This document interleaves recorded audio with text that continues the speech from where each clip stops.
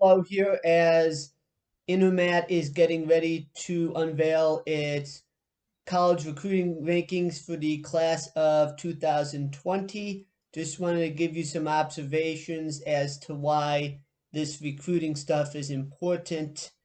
Obviously, it's inexact and imperfect, but in terms of probabilities, when you talk about recruiting and your school that you support, you want to be recruiting wrestlers in the higher end of the rankings because, as you can see, when you look at the top 8 seeds from the national tournament this past year, 68 of those 80 top 8 seeds were top 100 recruits. And if you narrow it down to the higher end, 18 of those were top 10 recruits, another 16 were inside the top 20. So 34 of the 80 projected All-Americans were top 20 recruits in high school. And then if you go down to the next 20 in the rankings, another 17 of those were inside the top 40. So you're talking about just over 60% of the projected All-Americans were top 40 recruits in high school when they graduated. So the more top 40 and the more top 100 recruits your school can bring in, the better chance your school is going to have All-Americans.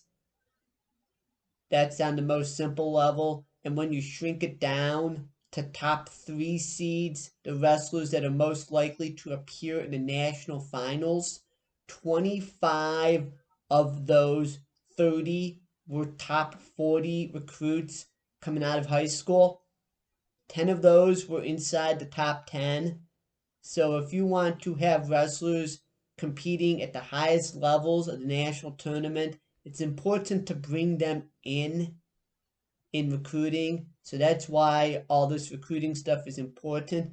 Obviously, the development piece is important because not every single top 10, top 20, top 40, top 100 recruit will end up being that elite wrestler. But if you don't get those elite wrestlers, you don't have the chance to get them. On the other hand, if you look outside the top 100 recruits, 4 of the 12 projected All-Americans were ranked within their weight class. All of those were 4 years out of high school, and you had 8 that weren't ranked at all. And when you look at those, 3 were 4 years out of high school, and another 3